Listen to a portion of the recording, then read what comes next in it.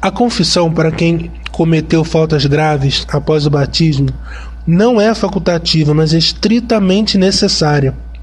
Tão necessária que nenhuma razão nos pode eximir de fazê-la, a não ser que se torne impossível. E por quê? Porque Deus assim o quis. Com efeito, não dos homens, mas do próprio Cristo teve origem a confissão. A Escritura, a história e a razão se unem para demonstrar esta verdade do mais evidente e incontestável modo. Neste capítulo citarei apenas as provas escriturísticas. Abro o Evangelho e encontro em São João que Jesus, depois de sua ressurreição, apareceu de improviso diante dos apóstolos que estavam reunidos no cenáculo, por temerem aos judeus, e lhes augura a paz seja convosco. E depois diz: como o Pai me enviou a mim, assim também eu vos envio a vós. Assim dizendo, soprou sobre eles e acrescentou: recebei o Espírito Santo. Aqueles a quem perdoardes os pecados, ser-lhes-ão perdoados. Aqueles a quem os retiverdes, ser-lhes-ão retidos. Ora, os protestantes dizem que Nosso Senhor aqui fala apenas do perdão das ofensas recebidas, e assim explicam essas palavras: perdoando eu aos meus inimigos, também Deus lhes perdoará. Não lhes perdoando eu, também Deus não lhes perdoará. Esta interpretação, porém, é absurda e ridícula, porque suponhamos, por exemplo, que alguém me injurie. Perdoando-lhe eu, por amor de Jesus Cristo, talvez Deus lhe perdoe. Se não tiver ele sinceramente arrependido, não, já que não há perdão algum diante de Deus sem arrependimento. E se eu lhe negar o perdão, ainda que mo peça entre lágrimas, porventura Deus também lhe recusará? Não, já que está escrito que Deus nunca despreza o coração contrito e humilhado. Não é, pois, verdade que perdoando eu aos meus inimigos, Deus também lhes perdoe, e não lhes perdoando eu, Deus não lhes perdoe. Ademais, quantas vezes temos que perdoar aos nossos inimigos as ofensas recebidas? Não temos que perdoar sempre? Logo, é claro que no texto citado, Jesus não fala do perdão das ofensas recebidas, pois deu não somente o poder de perdoar pecados, mas igualmente o poder de os reter. E as ofensas recebidas não se podem reter, isto é, não podemos deixar de perdoá-las.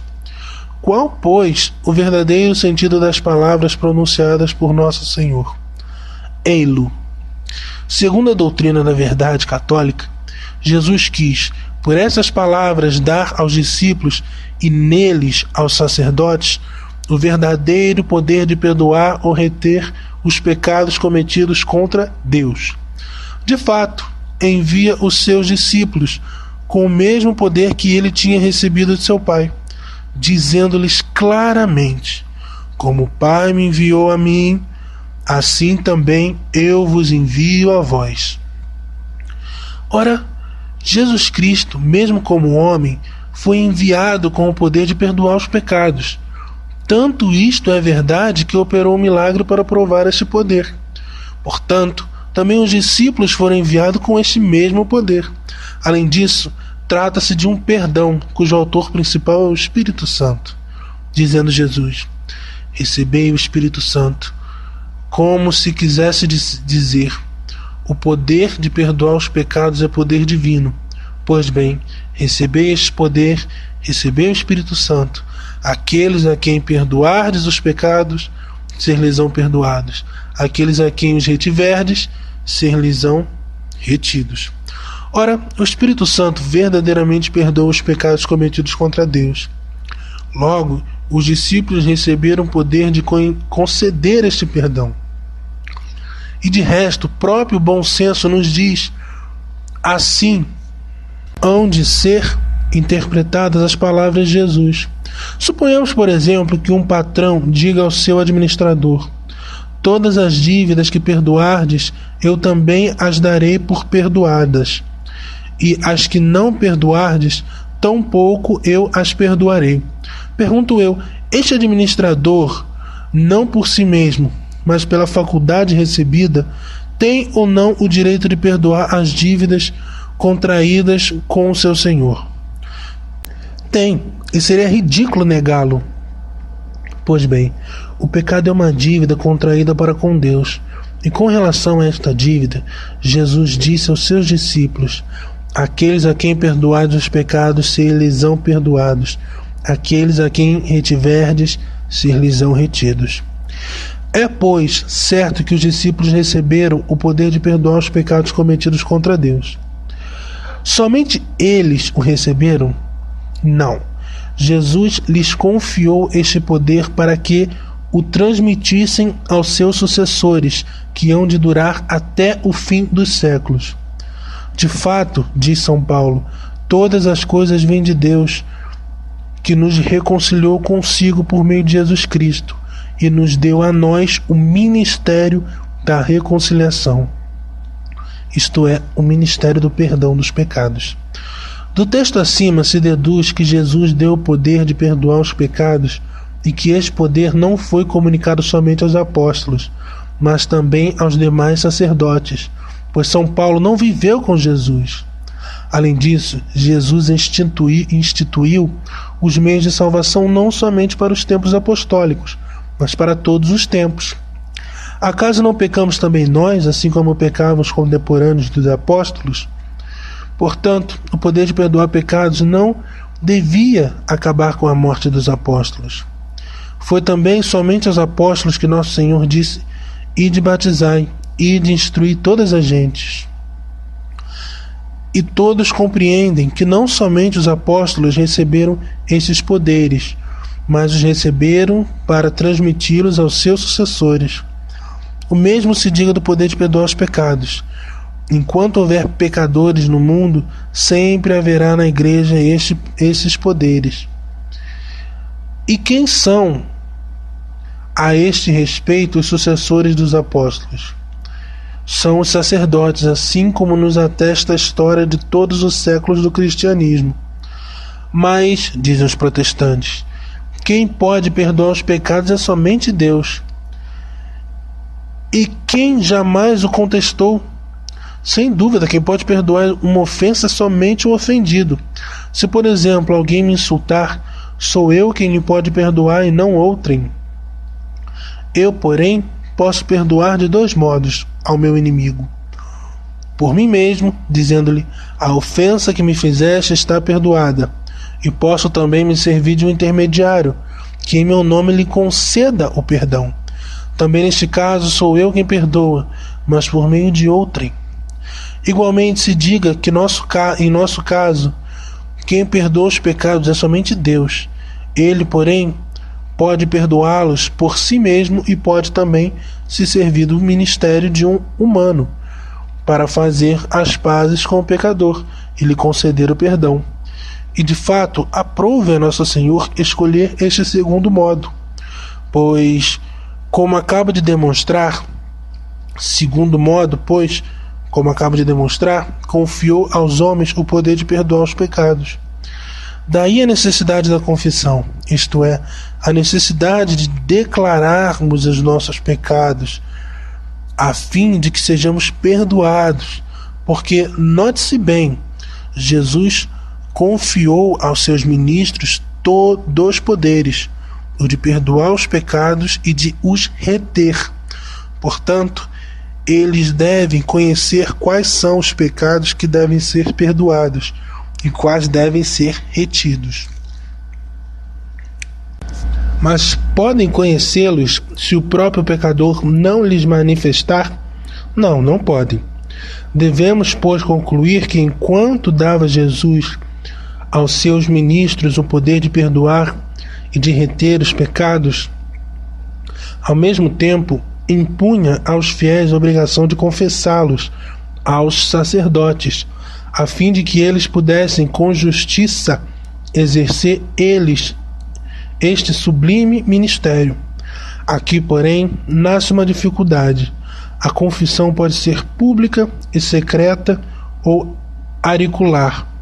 É pública quando se manifesta publicamente os pecados, secreta ou auricular quando se os manifesta somente ao sacerdote, assim como se costuma hoje.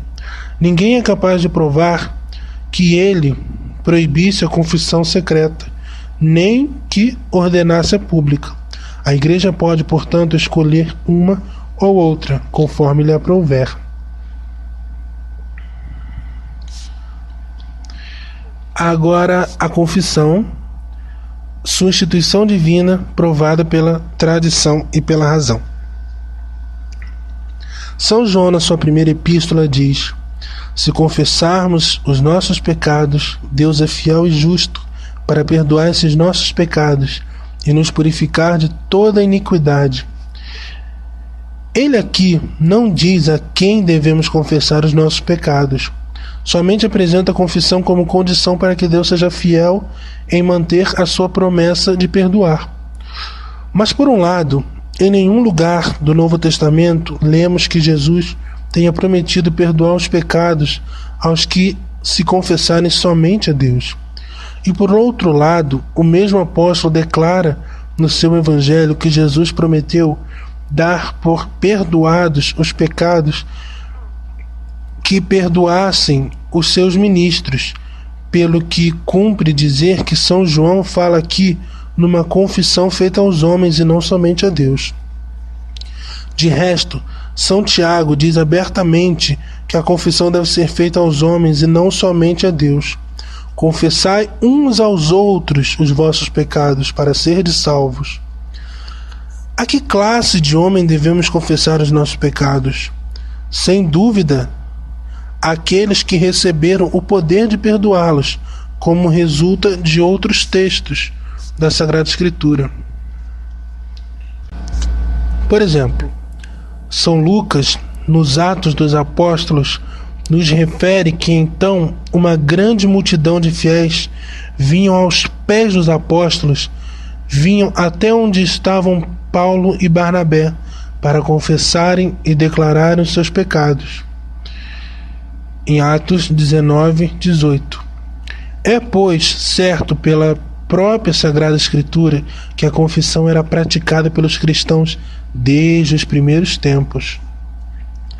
Desde então, vemos a confissão praticada em todos os séculos posteriores.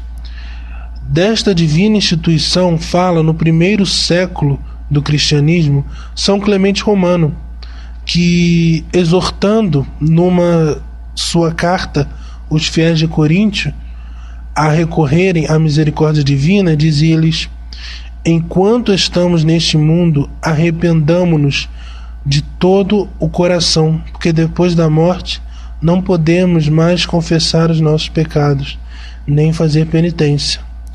Desta divina instituição fala no segundo século Tertuliano, que assim adverte os que, por vergonha, deixam de acusar faltas graves na confissão. Se podemos esconder os nossos pecados aos homens, talvez possamos igualmente escondê-los aos olhos de Deus? Que será mais conveniente, perdermos-nos por esconder os pecados ou salvarmos-nos declarando-os? No mesmo segundo século, Santo Irineu, falando das mulheres que Marco Gnóstico seduzira por meio de filtros e feitiçaria, divide-as em 3 classes. Umas, voltando ao seio da Igreja Católica, confessavam-se de se terem deixado levar por um louco amor ao seu sedutor. Outras, não se contendo com esta confissão secreta, confessavam publicamente o próprio pecado. Haviam finalmente outras que, por vergonha, deixavam de se confessar e se entregavam ao desespero. No terceiro século, São Cipriano assim exorta os pecadores: confesse cada um os próprios pecados durante o tempo da vida presente, em que a confissão é ainda possível, em que a satisfação e a remissão feita pelos sacerdotes ainda é aceita por Deus. No século IV, Santo Ambrósio, dirigindo-se ao penitente, diz: apresenta-te ao sacerdote, mostra-lhe a tua ferida, a fim de que ele te possa curar. Deus certamente conhece o teu mal, mas espera a confissão dele pela tua própria boca. E acrescenta: não esperes ser acusado. Se tu te acusas a ti mesmo, não terás outro acusador a temer, porque a confissão humilde dos pecados nos livra das nossas culpas. No quinto século, Santo Agostinho assim se exprime a respeito da confissão: ninguém diga, peco em segredo, peco diante de Deus. Ele que conhece o meu coração me perdoará. Jesus Cristo disse, pois, sem razão, o que desligardes na terra será desligado no céu? Foram as chaves dadas sem fim algum à igreja? E conclui: venha, pois, o pecador aos sacerdotes que receberam poder de perdoar, e deles aceite o modo de fazer penitência. E a estes testemunhos dos primeiros séculos poderíamos acrescentar a de outros, de São Leão, Papa, de São Bernardo, de Santo Anselmo, como também dos concílios de Chalon, de Paris, de Mogúncia, e chegar até o Papa Inocêncio III, que os protestantes querem fazer crer como inventor da confissão, só porque o concílio de Latrão ordenou que todos os fiéis dotados do uso da razão se confessassem ao menos uma vez a cada ano. Mas pense como quiser, Lutero, dizia o mesmo Henrique VIII, ainda que herege, as provas são evidentes demais. Não por costume dos povos, não por instituição de pontífices ou de padres e bispos, e sim por Deus teve origem a confissão. E na realidade podemos, falando com razão, negar a instituição divina da confissão e sustentar que foi inventada pelos padres?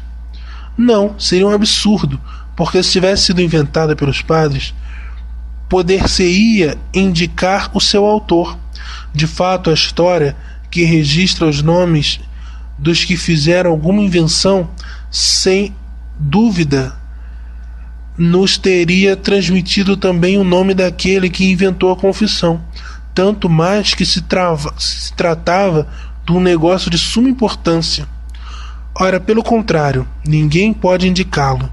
Logo, grande estultice é dizer que a confissão foi inventada pelos padres, ao passo que não se sabe indicar o seu nome. Não basta. A razão mostra outro sim que ninguém senão Deus podia inventar a confissão. De fato, quem fora Deus a teria inventado? Os simples fiéis? Não, eles nunca teriam imposto a si mesmos uma obrigação que tanto humilha o orgulho humano e a que muito hoje também recusam sujeitar-se. Talvez os sacerdotes? Mas que motivo, pergunto eu, que motivo os teria podido induzir a impor aos outros este jugo? O interesse? Ninguém tem coragem de afirmá-lo. Na igreja jamais se costumou receber recompensa para administrar este sacramento. O prazer? Belo prazer, deveras, estar sentado longas horas no confessionário para ouvir sempre as mesmas misérias humanas. A curiosidade? Meu Deus, que querem saber os sacerdotes? Como vão os negócios do penitente? Quais são os segredos de sua família? Mas todos sabem que ele não se importa com tudo isto. Ele não quer saber senão os pecados, a fim de perdoá-los em nome de Deus. Se a curiosidade tivesse induzido os sacerdotes a instituírem a confissão, nunca teriam imposto a si mesmos a obrigação de guardar o segredo de tudo o que houve na confissão, à custa até da própria vida. Mas suponhamos, se quiserdes, que um sacerdote ou bispo ou padre tivesse um dia forcejado por introduzir a confissão. Como teria podido induzir os outros a abraçá-la. Pensais que ninguém teria reclamado, dizendo: por que tantas peias para nós?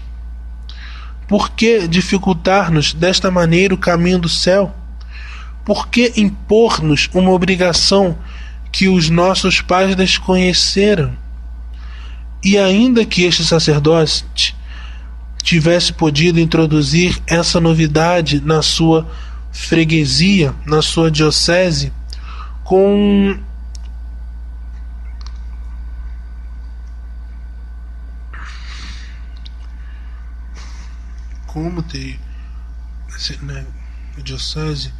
como teria podido pregá-la, universalizá-la de modo. E ainda que esse sacerdote tivesse podido introduzir essa novidade na sua freguesia, na sua diocese, como teria podido propagá-la, universalizá-la, de modo que se sujeitassem a ela simples fiéis, padres, bispos, cardeais, papas, reis, príncipes, imperadores, sábios, como na realidade se sujeitaram e se sujeitam. Portanto, como cada qual pode ver, querer negar a instituição divina da confissão é querer ir não somente contra a Sagrada Escritura e a tradição, mas também contra a razão e o bom senso. O pecado é um ato de orgulho contra Deus. Queremos preferir a nossa vontade à própria vontade de Deus. E Deus, para conceder-nos o perdão, exige a humilhação desse orgulho. Ora, é já uma boa humilhação ajoelharmos-nos diante de um outro homem como nós, batermos no peito e dizermos: eu cometi este pecado. Eis porque Deus quer a confissão, para curar o nosso orgulho.